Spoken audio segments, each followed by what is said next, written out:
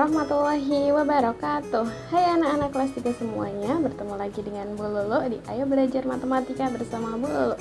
Bagaimana kabar kalian hari ini? Semoga tetap sehat dan tetap semangat ya. Kembali lagi kita belajar matematika.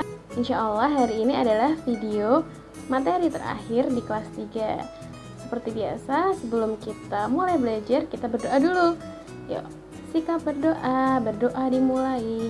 A'udzubillahi minasyaitonirrajim. Bismillahirrahmanirrahim. Allahumma alhimni rusdi wa a'idni min syarri nafsi. Ya Allah, berilah aku ilham kecerdasan dan lindungilah aku dari kejahatan hawa nafsuku. Amin. Anak-anak, hari ini kita akan belajar tentang data. Yang akan kita pelajari hari ini, yang pertama kita akan mengenal data dulu. Lalu kita akan memahami bagaimana cara kita mengumpulkan data.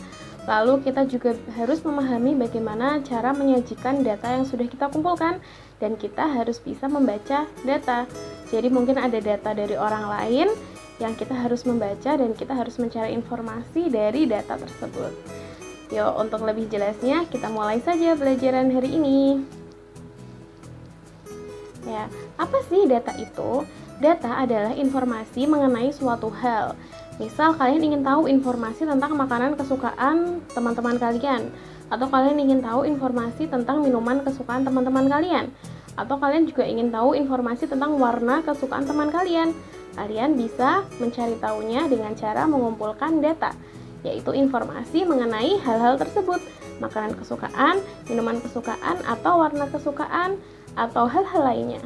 Pengumpulan data bisa dilakukan secara langsung maupun tidak langsung. Secara langsung bisa kita kumpulkan dengan cara melakukan wawancara atau bertanya langsung kepada siapa yang ingin kita dapatkan datanya.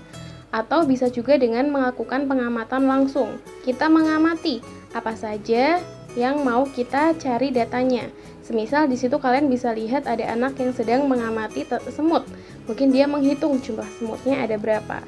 Lalu secara tidak langsung bisa kita lakukan dengan menyebar kuesioner. Semisal kuesioner yang bisa diisi melalui HP. Jadi nanti teman-teman yang lain di sana akan mengisi pertanyaan-pertanyaan dari kuesioner dengan HP. Nah, di sini Bu Lulu contohkan suatu data.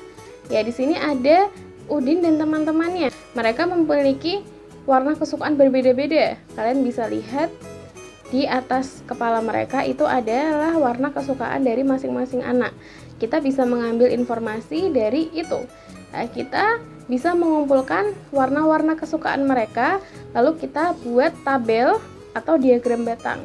Ya, kita bisa melihat di situ dari tabel, kalau yang menyukai warna merah bisa kita hitung ada berapa?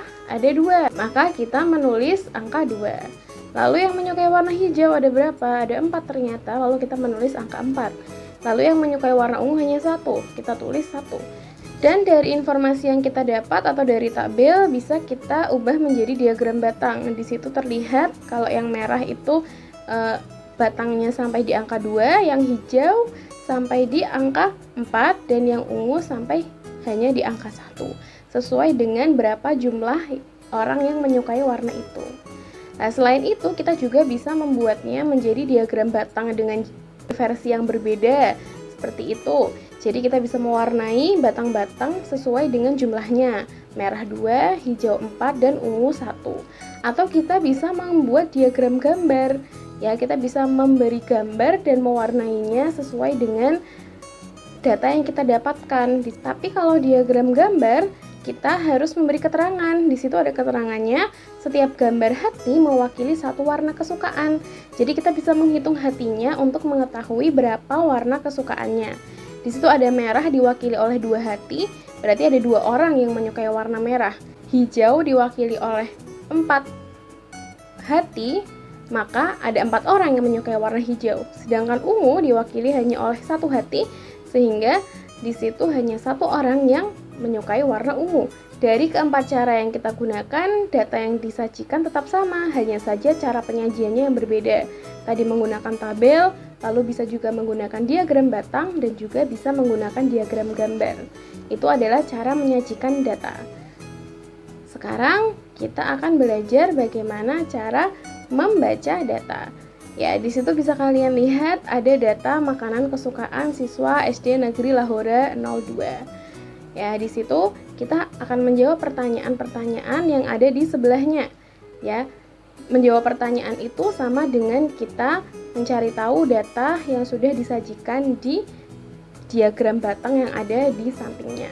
Sekarang kita coba jawab pertanyaan nomor 1. Jumlah siswa yang menyukai pecel ada berapa?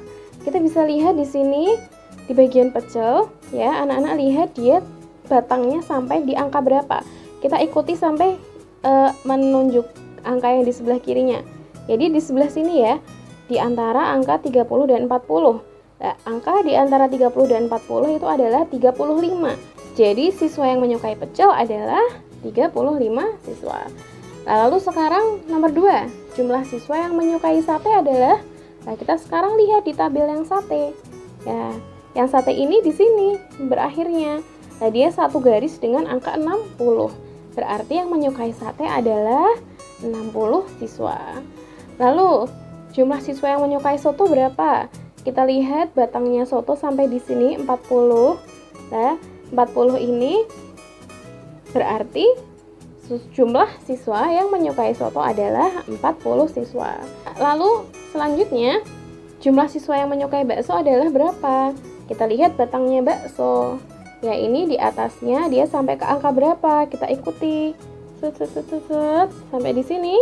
Ya, ternyata dia di antara 50 dan 60. Ya, karena dia tidak sampai garis, jadi di antara 50 dan 60. Di antara 50 dan 60 adalah 55. Ya, jadi jumlah siswa yang menyukai bakso adalah 55. Nah, sekarang pertanyaan terakhir, mana makanan yang paling disukai siswa adalah, berarti kalau paling disukai berarti paling banyak siswa yang memilih makanan itu, atau paling banyak siswa yang menyukai makanan itu. Kita bisa lihat dari data yang sudah kita peroleh di sini, mana angka yang paling besar. Atau bisa kita lihat dari diagram di sini, mana yang batangnya itu paling panjang. Ya, kalau kita lihat dari data di sini, jumlah siswa yang menyukai makanan paling banyak itu yang ini ya, 60 ya. Itu adalah sate. Lalu jika kita lihat dari diagram ini, yang batangnya paling panjang sama, yaitu sate dengan jumlah disukai oleh 60 siswa. Berarti makanan yang paling disukai oleh siswa adalah sate. Begitu anak-anak. Mudah ya bagaimana cara membaca data? Ya, alhamdulillah hari ini kita sudah belajar tentang data. Tadi kita sudah belajar bagaimana cara mengumpulkan data, bagaimana cara menyajikan data, dan juga bagaimana cara membaca data. Semoga apa yang kita pelajari hari ini bisa bermanfaat buat anak-anak semuanya. Kalian akan lebih mudah jika ingin mencari informasi dengan membuatnya menjadi data, dan juga membuatnya menjadi diagram-diagram yang menarik dan enak untuk dilihat. Nah, terima kasih kepada anak-anak kelas 3 semuanya yang sudah mengikuti video ini sampai akhir, sudah mengikuti pembelajaran matematika sampai akhir. Sampai jumpa lagi di pembelajaran-pembelajaran lainnya. Semoga kalian tambah solih, tambah solihah, dan tambah pintar. Sekian dari Bu Lulu. Wassalamualaikum warahmatullahi wabarakatuh.